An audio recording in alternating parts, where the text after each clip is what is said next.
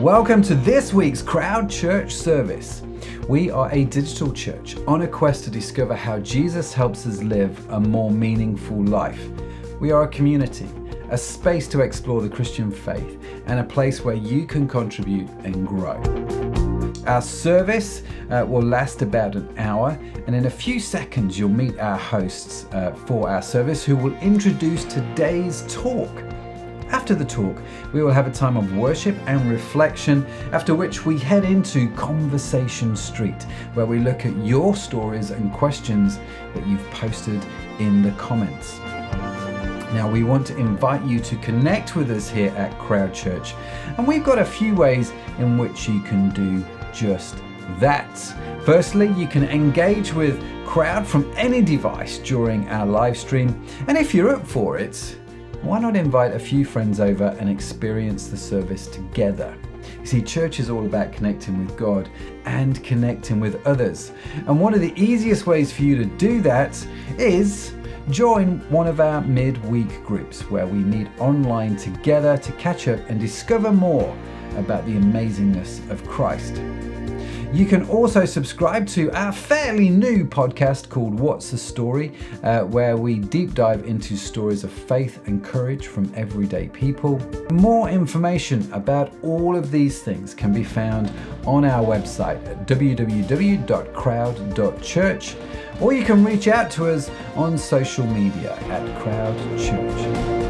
If you are new to Crowd or new to the Christian faith and would like to know what your next steps to take are, well, why not head over to our website, crowd.church/next, for more details. And now, the moment you've been waiting for is here. Our online church service starts right now. Hello there. Hi guys, nice to see everyone this evening. We made it, didn't we? Just about, only by the skin of our teeth, eh guys. It's like, honestly, 10 minutes ago we were stuck outside a security gate, weren't we? Yeah, well, I was stuck "Oh, dear." inside. I couldn't get out, you couldn't get in. Yeah, that's right. Yeah, we new literally gates. had a new gates on the sort of the complex where the studio is. Yeah. Have just been fitted this week, and yeah, we had a bit of a security malfunction with the gate. The code wasn't working. It's like, oh no, I can't get in, and Dan can't get out. So he thought he was sleeping in the car park, Yes. and I thought I wasn't going to be here to broadcast. And apparently we're now being monitored because this big sounder came out over the whole area. Yeah, slightly Yes, scary. warning, Made us yes. feel a bit like criminals. So let's hope we don't get busted halfway through this. But we're here. Yeah, we made it, guys. So this is no small feat. It feels like we may not be as well prepped as normal, but we're here. Hooray! And it's a new series. Yeah, New it's series exciting. today. It's It is. exciting. Yeah. So, We're starting a brand new series called Becoming Whole. yes. So, yeah, we're super excited to crack into it, aren't Yeah, we? looking forward to this. So Matt's going to kick off the series, give us a bit of an overview and talk about righteousness. So I'm really looking forward to this. Yeah, and I feel like everyone's kind of excited to have finally finished the Never Ending Yeah. Act series as well. Yes. So, It was a brilliant series, but it was very, very in depth, wasn't it? yeah, And, it was long. Yeah. Like, who knew Acts, the book of Acts, was so long? So no, we did enjoy it, but we're keen to get into some new content now, Yeah. which is going to be good. So, and we've got, did you say we've got Matt speaking today? Yes. Got Matt speaking today. Cool. So shall we, without further ado? Yeah, let's crack on and Yeah. get stuck into it. And remember, while the talk's on, please just send any questions you've got in, Yeah, and then we'll endeavour to answer them afterwards. Yeah. we'll endeavour to, yeah. Bro. Here we go. Do you ever feel like something's missing in your life? Like you're not quite there, you're not quite whole maybe? Do you remember, if you're of a certain age, you may well remember the famous movie Jerry Maguire. And in that film was a famous line, "You complete me." It was a powerful Hollywood moment, great scripting that makes you feel good. But what really completes us? Is it just a case of finding our Dorothy or finding our Jerry? Well, today we are kickstarting a brand new series, which I'm super excited about, and we have called it Becoming Whole, where we're going to find out the answer to what it means to be truly complete, truly fulfilled, and truly whole. Now, in this series, we're going to be unpacking this concept of wholeness from a biblical perspective. And obviously, we're a church. And hopefully, I think it's going to change a whole bunch of stuff for us. Oh, yes. And today, what my plan is to give you an overview of the series, the 5 key areas that we're going to be getting into, 5 key areas that I think the Bible talks about wholeness in, as well as kickstarting that by looking at how rethinking righteousness, our right standing with God, is the first step to wholeness. So grab your notebooks. Now, if you're watching and you're not a regular to Crowd, maybe not a regular churchgoer, or perhaps you're still exploring what you believe and you might wonder how all this applies to you. Well, let me invite you to view this as an opportunity because, everything in life is an opportunity, isn't it? But it's an opportunity to explore maybe a different perspective to the usual self-help and improvement messages that we hear.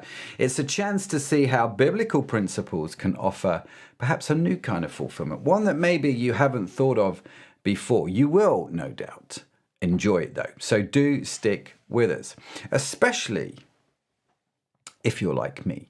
If you've ever sort of found yourself asking if there's more to life than the daily grind. We wake up, we follow our routine, we meet our responsibilities, and then we do it again the next day, and then again the next day, and again the next day. It can feel a little bit like living in Groundhog Day, if you know what I mean. Now, surely there has to be more, something beyond the ticking clock, the changing of the calendar pages and the relentless pursuit of the next thing on our to-do list. We are constantly busy. It's a badge of honor in a society like ours, isn't it? I am busy. But is it getting us anywhere new or meaningful? And we can feel deep down, if we really listen, a persistent whisper, a calling maybe to something more profound, more fulfilling. It's a call to biblical wholeness. Now, I'm not saying that routine and responsibilities are important, because they absolutely are. But it is possible, I think, that we've become so accustomed to them that we've lost sight of what it means to really live, not to just exist, but to thrive. So in this series, we're going to explore that space beyond the everyday, about finding the meaning in the midst of the mundane. Now, obviously, you can also have the appearance of being whole or fulfilled, can't you? But still feel like your life's lacking depth somehow, like something is not quite right deep inside your soul. And on the outside, things look great. Maybe you've got a good job, the great salary, a nice home, a social circle. It ticks all the boxes of what society tells us fulfilled life is supposed to look like, right? But in my experience, it's easy to get caught up in the trappings of these things, to chase after the so-called benchmarks that we're given, believing that once we reach them, we feel complete somehow, feel somehow fulfilled. But I've known many people devote huge chunks of their life to success or achievement, thinking they would find wholeness at the end of it, but they don't. So in this series, we're going to dig beneath the surface and search for true, authentic biblical wholeness in our lives. If you've ever felt this disconnect, if you've ever looked in the mirror and wondered, well, who's really looking back at you? Then I think you're going to be in the right place. This series is about bridging that gap between the person you see in the mirror and the person maybe that God sees. So what does it really mean to be whole? That is the question. So let me press this button here. Let me take you back a few years to when this photograph was taken. Now, this is a photo of me, a slightly younger version of me. It's a work photo shoot that we did. And in this photo shoot, we had posh cameras, we had nice lighting. Yet after about 20 attempts, not a single photo seemed good enough to me. Each one had a flaw in some way. I just was not happy. Maybe it was a stray hair or a crooked smile or just that feeling that something wasn't quite right. What I was seeing was not marrying up with the idea of what I thought it should look like. So I turned to Photoshop. Oh yes, I tucked in my belly a little bit. I lifted my chin. I adjusted my arms, smoothed out my skin, maybe whitened my eyes slightly as well, because I couldn't look at a photograph of me without wanting to change it. Or should I say, improve it? And it's not just me that goes through this though, is it really? We're all into our Instagram filters, striving to sort of portray this picture, this image, this version of ourselves that screams, we're okay, we're whole, we're good to the world. It's our modern day battle with an age-old longing to be complete, to be whole. So why do we do this? Is it just for social validation? Or perhaps there's something more profound, which I think there is. And it all starts in the Garden of Eden. The Garden of Eden. You see there, humanity knew wholeness, a state I think we've been yearning to return to ever since it was lost. And the good news? I'm not convinced that yearning is actually in vain. James, the brother of Jesus, wrote this in his letter. He said, "Let patience have its perfect work, that you may be perfect and complete or whole, lacking nothing." Wow, it's a great quote, isn't it? Now, biblical wholeness then is nothing missing, nothing broken, complete in every part, through and through, no part wanting or unsound. What a great definition. Let me read that again. Biblical wholeness is nothing missing, nothing broken, complete in every part, through and through, no part wanting or unsound. You see, as soon as I edited that photo, when I made my belly look thinner and my arms, a bit more, then it actually became broken. It wasn't complete. It wasn't authentic. I wasn't complete. I wasn't authentic. Those filters were an outward response to an inner brokenness. So like many of us, I fell into the trap of what psychologists call maladaptive perfectionism, which is a very posh term, isn't it? But it is a slippery slope. It's this sort of obsession with perfection, which is driven by a fear of failure or feelings of unworthiness and low self-esteem. It's a quest, I think, that often leads us further away from being whole, ironically, and causes things like depression and anxiety and even obsessive compulsive disorders. So in trying to fix ourselves, we often end up breaking more pieces. And the pursuit of wholeness becomes a cycle of self-criticism and comparison. But if the goal is to get back to Eden, to that state of completeness and wholeness God designed, then can we truly find it in ourselves? Can a self-help book or a therapy session, as helpful as they are and maybe as needed as they are, can they really restore us to our original design? So true wholeness for me, true biblical wholeness, completeness, comes from a source beyond our own efforts. And it is simply a gift from God, a return to the state He intended for us before we went and messed things up royally, right? So if I go back to my photo here, wholeness isn't something that I can create. It's something that I receive. And now I realize that I've managed to not manipulate another image of me in that way again. Seeing this image, though, some might say I've gone too far the other way. Yeah, now I just don't care, and that's probably, I don't know. So what are we going to cover in this series on becoming whole? So let's look at that question. Now, I remember a work trip that I took years ago with a very wealthy client that we were working with. He was a man who had everything most of us would ever dream of. He had billions in the bank, not just millions, private jets, helicopters, properties in every corner of the globe. Whatever he wanted, he snapped his metaphorical fingers and it was his, right? And one time we were talking, got chatting away, as we do, well, as I did on these kind of trips that we went on, and we were talking about how he was on to yet another marriage, about his relationships with his kids and how they were strained, to say the least. They actually didn't really want anything to do with him. Sure, he was as fit as a fiddle and wealthy beyond comparison, but spiritually, relationally, he was quite a poor man, and in many ways, I was wealthier than he was. And he wasn't the only one that I met that had this issue.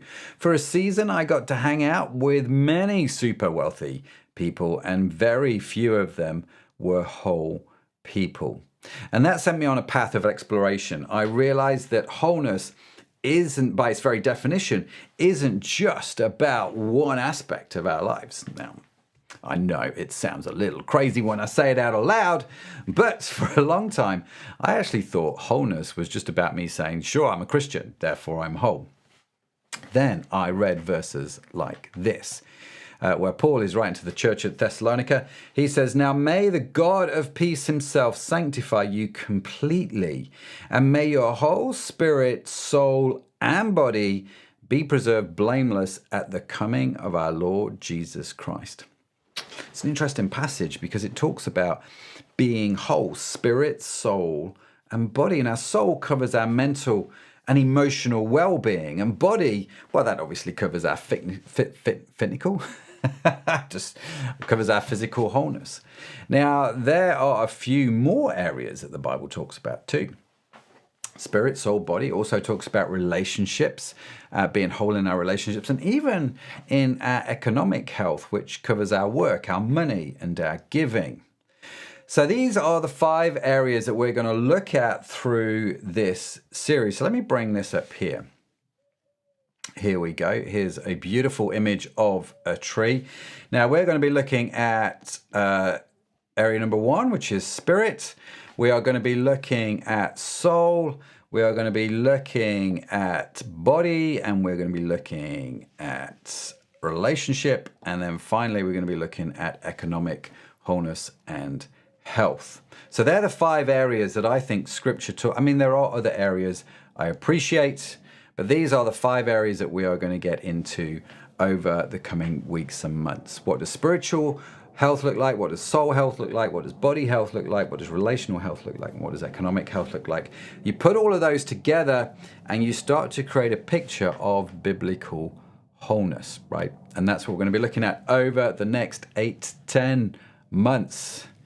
Oh yes, it's going to take us a little while, let me tell you. It's not a quick fix. Just pointing that out. Now we're going to dive into each of these areas, and the one that we're going to start with first is this one, which is spirit health. This is the most crucial. Think of spirit health as the trunk of the tree. Your spiritual health supports everything else. That's why it's the trunk. Now, the client of mine that I was talking about, despite his riches, despite his wealth, despite everything, his tree trunk wasn't particularly sound. He was physically strong, yes. Financially sound, yes, absolutely. But spiritually, not great. And then relationally, not great.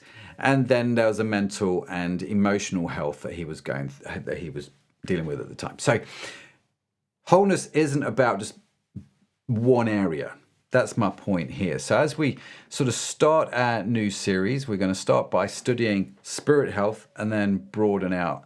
And when we look at spirit health over the next few weeks, we're going to look at things like prayer, Bible study, what it means to be led by the Spirit of God, what it looks like building the fruits of the Spirit in our lives, like joy and kindness. And it is in those that we're going to discover what Jesus talked about when he said, one of his most famous verses in John chapter 10, verse 10, he said, "The thief does not come except to steal and to kill and to destroy. I have come that they may have life and that they may have it more abundantly." That's such a promise, isn't it? So as we journey through this series, remember my client. Remember that true wealth, true wholeness isn't just about what you have. It's about who you are in every aspect of your being. It's about abundant life that Jesus brings us. And that is very, very good news. So, as we're kickstarting this series, how does rethinking righteousness lead to wholeness? That's the next question that we need to answer. So, I believe that true righteousness is the very foundation of wholeness, the cornerstone that holds everything else in place. Why? Well, wholeness starts first and foremost with our spiritual health, which is what I've said. It's the trunk of the tree. But at the heart of our spiritual health lies this very idea of righteousness, because without righteousness, there is no spiritual health. Righteousness is simply right standing with God. So, years ago, I was in my sister's bedroom, Amy, with my dad. She was just a baby then, and she was really quite poorly, quite ill. And my dad was changing her nappy, or diaper for our American cousins. But in that moment, he said something that I've never forgotten. He looked at her and he said, "You know what, Matt? I wish I could be sick for her." And in that moment, my father expressed a desire to take on her sickness and give her his health, right? He wanted the ability to exchange sort of states of being, his wellness for her sickness. He wanted this exchange. And it turns out this idea of an exchange, this desire for us as dads to exchange something good that we have for something bad that someone we love has, is actually very, very godly, because at the heart of the Christian faith lies something that theologians like to call the divine exchange, or the great exchange. And Paul talks about this in his letter to the Corinthian church. There's this vivid description of it. He says, "For he, God, made him, Jesus, who knew no sin, to be sin for us, that we might become the righteousness of God in him." Now, you see, my dad had the desire to exchange, but he didn't have the power to do it. Jesus, though, does, which is awesome news, because he takes upon himself our failings, our brokenness, and our sin, which is, well, let's face it, it's the enemy of righteousness, our right standing with God. And in exchange, he gives us his divine righteousness, his right standing with God. It's not something that we can earn in a million years, but it is a gift we can receive in a heartbeat. It really is. And that gift gives us the ability to stand boldly before the throne of grace, all because of what Jesus did. We swapped states of being. We were spiritually dead, and he exchanged that for his abundant life. Yes! I mean, it's just amazing stuff the more you dig into it. And that's why spiritual health depends on righteousness. And that's why righteousness is the first step to spiritual health. In the Gospel of Matthew, Jesus tells us this in chapter 6. He says, "Do not worry, saying, 'What shall we eat? Or what shall we drink? Or what shall we wear?'" I mean, how often do we do that, right? "For after all these things the Gentiles seek, for your heavenly Father knows that you need all these things. But seek first the kingdom of God and his righteousness, and all of these things shall be added to you."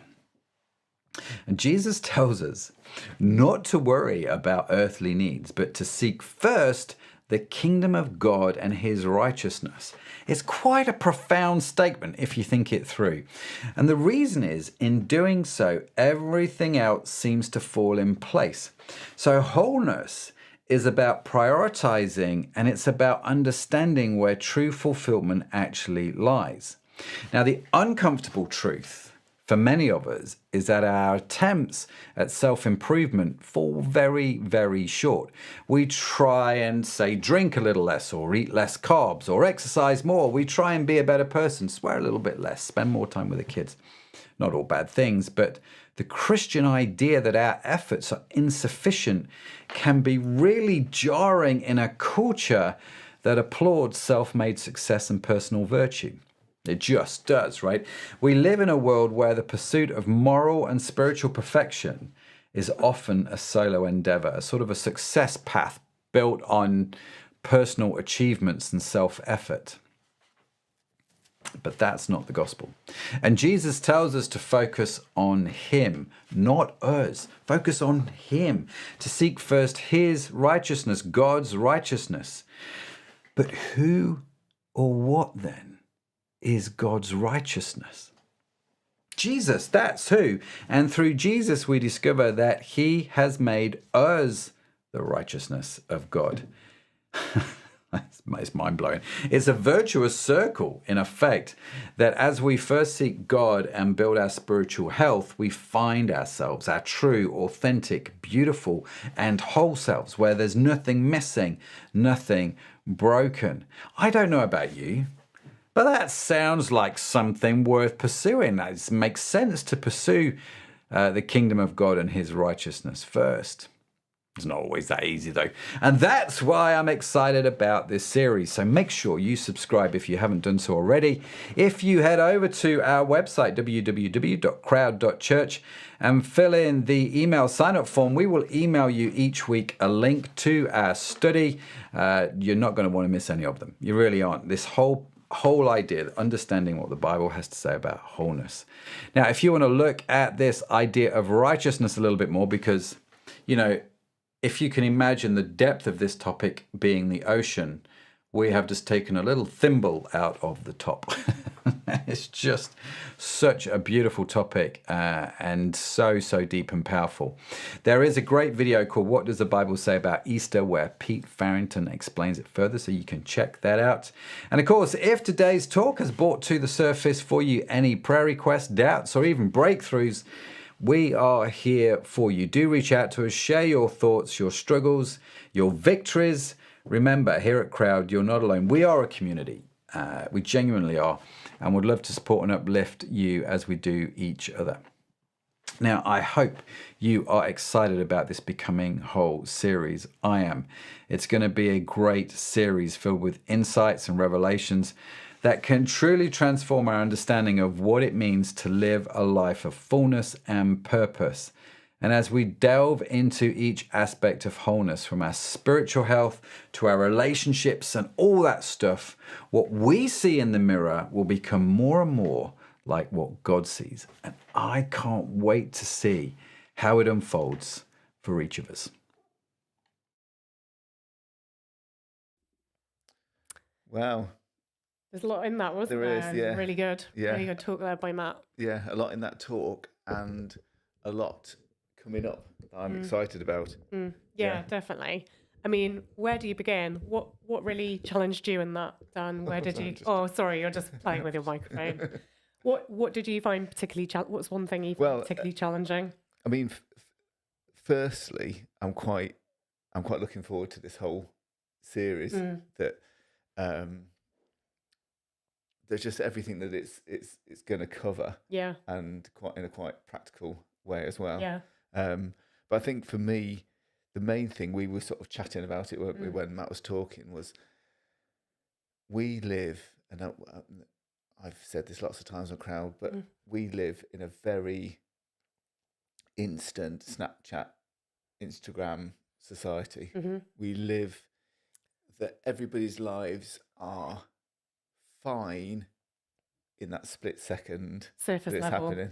Surface level, and it just doesn't fulfill. Well, we're the social media generation, aren't we? And I think that shaped us in that it's easy to have the appearance of everything looking perfect because it's the filter generation, isn't it? Put the right filter on and everyone looks beautiful, like we've got lights and all kinds of effects going on here in the studio. I don't look this good when I'm sat at home. But it is that, isn't it? It's that it's easy to pursue a perfection that doesn't actually exist in and of itself. But you see that a lot played out in social media and online, don't you? That kind of chasing a perfection, like whether that's image and how you look, that perfect, like gym body we were talking about, or, kind of that eternal youthness that doesn't really exist unless you use a lot of Botox and fillers. So that because we were mentioning that there's stuff that is good for you, that is, and Matt talked about it. Self-help isn't a bad thing. But doesn't fulfill. And what happens if you can't go to the gym every day, or if you go to the gym every day but it still doesn't give you that figure you wanted, what do you do then? What do you look for then? And as you say, like, it's, going to the gym or any number of things, like going to see a therapist, it can fix so much, but some people will never have the perfect celebrity body, right? Yeah. I never will. I'm over 40. I've had a child. Like, it's not impossible, but I'm never going to look like a 6-foot model because I'm, 5'2". So, so there is like that kind of, some things are just not achievable for everyone. And it's that kind of drive to kind of, I don't know. And I don't think some things are achievable to... Not out of self-effort. No, and I suppose perhaps there's like the Disney, everything is possible, and it isn't possible. And even in the Hollywood lifestyle, the Hollywood image, we see films and we know they're fake. Then we expect those actors, actresses outside to be that perfect and that perfect body, perfect person throughout. And not only that, we watch the storylines where someone falls in love and it's like beautiful and happy ever after, and we know that's not always our relational reality. We live in families where people are broken and imperfect, and it's not happily ever after. It's hard, and like all relationships are hard sometimes, aren't they? And so when our marriages aren't perfect or our families aren't perfect, we're like, what went wrong? And so and I think that's what I really loved about what Matt said, that he was like, self-effort is good, but it only takes us so far. Like, self-effort is not enough. And how freeing to know that we don't have to keep striving through self-effort. But like, to me, I just thought, sorry, I'm moving away from my mic, getting too animated and moving around people. For me, the bit that really excites me about what Matt was saying was that, he was talking about the gospel and righteousness not being of our own making, but, that, like, it struck me that the gospel is such good news because it's not that we have to become perfect. It's that God makes us perfect. Yes. And how freeing to not have to do it all yourself and be it all yourself. And that actually you're released from those superficial things, and actually you can be made truly right with God and truly whole, truly complete. I think he said the biblical definition was like nothing missing, nothing broken, complete and whole. Like, and that's something we can't fully do for ourselves, but we get it as a gift. And how incredible. I know. How incredible good news that is. Yeah, it is. Yeah. Slightly mind-blowing, isn't it? Yeah, it is. And every time we talk about this, it is mind-blowing because it is counter-culture. It is...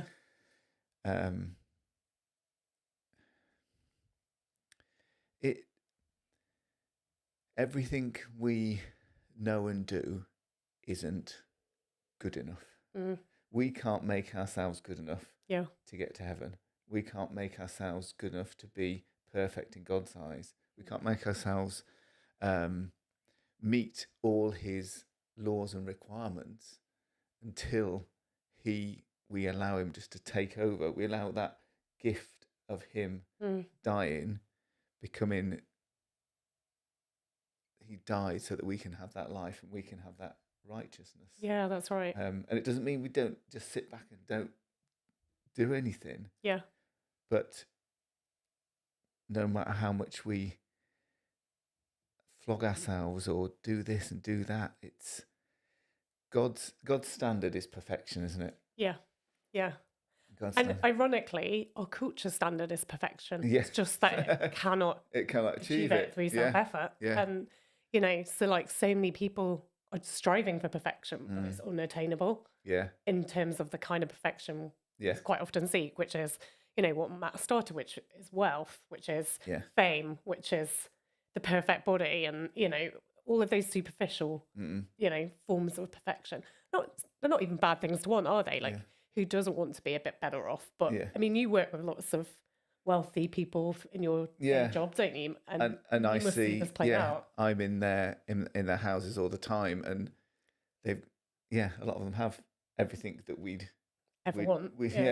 we'd want, but they have just as many problems, and life is the same for them as for us. They can just perhaps sometimes they can blot it out with holidays and fast cars and things like that can distract for a while, but it's still they're still in the same situation. When we were talking before about perfection, Matt mentioned this quite a few times. He mentioned the statement right standing with God, and I think that's his standards. If we're without God, where is your standard? Where is that perfection? Because, well, it's a wavy line, because it's whatever you think it is, or it's whatever the fashion says it is. But we have a standard, and God can put us in that right standing with him, and it's a beautiful thing, isn't it? Yeah, it's such a helpful way he explained it. It was really, I found it quite profound. And yeah, I think he said, like, I wrote it down actually, he said wholeness is not just about what you have, and that kind of sums it up for me. And I think, and that's why I'm so excited about this series and getting stuck into it actually, because I'm like, it's not just about what you have, like, materially, and that's what you're saying about some of your clients. They've got it materially, but they're not any more together because of that. And it's like this wholeness in, like, what do you say, spirit, soul, body, economic, relationship, and economic. And economic's one element of it, but it's not all of it. And and I know they're not the only areas you can be whole, but they are 5 big ones. But that, particularly that spirit, soul, body, that's so important, isn't it? Wholeness in those and I'm things. sure we'll find out in further talks, but that economic and that which is money and health as well, that doesn't mean being that rich. to be and it doesn't even mean having enough. It just means knowing that you're provided for. Going back to the definition, like having nothing missing, nothing broken, being complete and whole in your finances. It doesn't mean always being super comfortable or having everything you want. It's also about freedom, I think. Like, as you were talking, I was just like, you know what? Actually, economic wholeness, part of that for me is freedom. That I'm not fearful about my money. I'm not fearful about not having enough. That I'm actually free to give, and free to serve God with my money, and free to give it away, and free to, it's just not got a hold on me or what I do. And that is economic. Yes, like, I think that, wholeness it's not, as well, isn't it? Yeah, to have, to not have it have a hold of you. Yeah, exactly that. Matt quoted John 10:10, which says that I came to give life, and life in all its fullness. So this is what we're talking about. It's not just a level, or we said a standard. That's not the right word. It's not just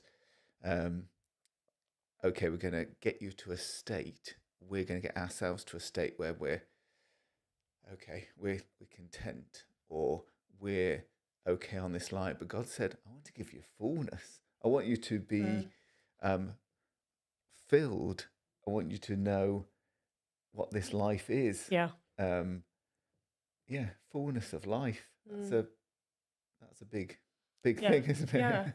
That is one of my favorite Bible verses, actually. Just think, like fullness of life, as you say, that's all encompassing, isn't it? It's every part of your life being full, but full of God, full of wholeness, completeness, full. It's a great promise. And I guess over the next few weeks we'll learn a bit more about how that can look in reality. I wondered if anyone had put any comments in over here, actually. I can see Miriam said healthy relationships are brilliant. And that's one area I'll explore loads more. But I think absolutely, that's one I'm excited about getting into. And not just like, like our culture is so obsessed with like sex and relationships, and that is part of relational, wholeness. But actually, it's such a small part. And I've got single friends, and like we both have, and family members, and actually wholeness in relationships is also about having great friendships and great community. And actually, that's something I'm more passionate about than any other form of relationship. Actually, If you can't be open with someone or talk with someone, then that's a relationship that's catastrophic, isn't it? It's a relationship that's flawed. Well, it's superficial again, isn't it? It's going back to that thing that we started with. It's like so much of a culture settles at the superficial level, and there's not that depth. And it's masked and topped up with things. If we can occupy ourselves as much as we can, then we don't have to think about those other things. We don't have to dwell on those as well. That perhaps going back to economic health, perhaps having more money means that's a problem. Yeah. Because it's much, much easier to fill your life with other stuff to distract from that time of just having time on your own with yourself. Matt's just put Biblical Wholeness is like, here's the exact definition: is nothing missing, nothing broken, complete in every part, through and through, no part wanting or unsound. That's like just a great definition, isn't it? I love that. I love the word unsound. Yeah. There's no cracks in it. There's no, if you being like a engineer type person, if you knock something, there's a nice resounding ding. There's nothing. There's no hiss. There's no worry. There's no fault deep down in it. Yeah. It is sound. It is solid. Yeah, you really get that because you're much more like practical than I am. I can picture it. Yeah, I like that word. Yeah, no, that's really cool. Yeah. Yeah. Matt says we'll be covering all of these when we talk about relationships. Yeah, that will be a really good section. Yeah, I'm really looking forward to this. Series. It's gonna be a good series. Yeah. Definitely. And I would encourage you to go back and have a listen to that talk. I think I'm going to listen as well to Pete's talk about Easter and why it's important. Yeah, I don't know if I've seen that one before. I'm not sure. I don't know. There's a lot of crowd content out there now, so I don't think I've seen them all. But it looks good, that one. Yeah, definitely. We're coming around to Easter again, aren't we? So I can't believe we've just had February half term. Like, where has this year gone? Yeah, so far. It's mid-February, halfway to Easter. Started Lent, haven't we? Just a question, a bit off topic. Do you give anything up for Lent? I don't normally, no.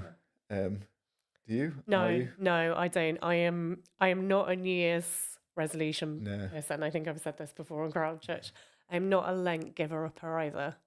I totally respect people who do it. Yeah. And it's really a good discipline for some people, but I don't know.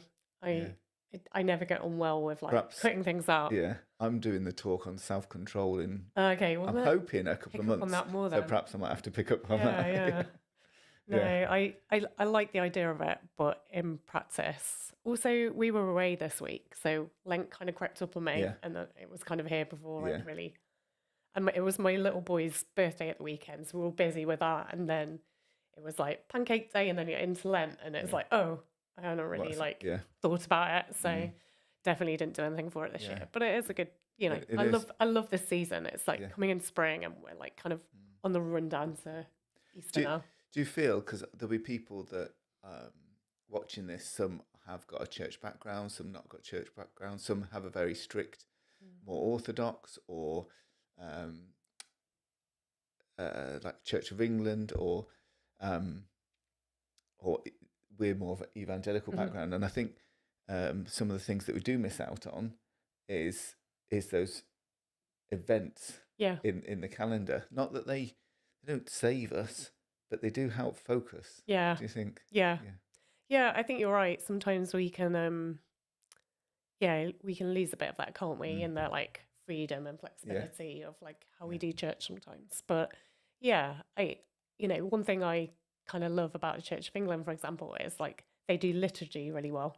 Yeah. I wouldn't want to do it all the time, but sometimes it can be really beautiful. I'm a writer and I love words, so for me, that ability to kind of use some of those refrains can be really powerful. Yeah. I think they do things like lament, different parts of the church do lament and kind of grief much better than we sometimes do, and and liturgy can be used really well with that kind of stuff. So.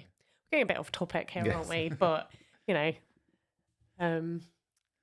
kind of covered off wholeness anyway, haven't we? Now, so. I think so. So next week, prayer next week, and then get on to a lot of great topics. Yeah, Yeah, I'm excited. Yeah. When are you next with us? I'm actually will be with you next week because I'm doing the talk on prayer. Perfect. So Dan's going to be back next week. I'm sorry about that, guys. 2 weeks. No, you shouldn't apologise. 2 weeks in a row. 2 weeks of Dan, brilliant. Yeah. I'm back in a few weeks for the talk as well in this series. So yeah, and then hosting in early March, I think. So back pretty soon. But yeah, super excited about this one. Yes. Well, I think that sort of wraps it up for today. It does. Thanks for being here, everyone. We've got lots of people chit-chatting in the chat bar. So thanks for all coming. And if you're watching this not on the live stream, then again, you can still send questions in. Definitely. You can put them in the comments, or you can just email, go onto the website, crowd.church, and find lots of information. There's a WhatsApp to contact us. We'd love to get in contact. Love to pray for you if you've got any requests. And if you've got any prayer requests, then perhaps next week will be a good one to listen to get definitely. some ideas of what prayer is. Yeah, definitely. And I think if, we're always happy to pray for people anytime. Just drop us an email or, just reach out to us on social at any time. We're on Instagram and so on, aren't we? So just reach out to us on the website. And there's a group of us who are just always up for praying or just chatting or, if you've got questions and want to know more, we're always around. Matt says they've had a lot of prayer requests this week already, so that seems like quite a topical, timely. A lot of requests. Timely that we're doing that next about week. Money, definitely. Yeah, really good. Yeah. Great. Well, thanks for joining us, and we'll see you all very soon, won't we? Yes, very, very soon. Sorry. Now, my kids really like this internet channel called Daily Dose of Internet, and he finishes off with very, very soon.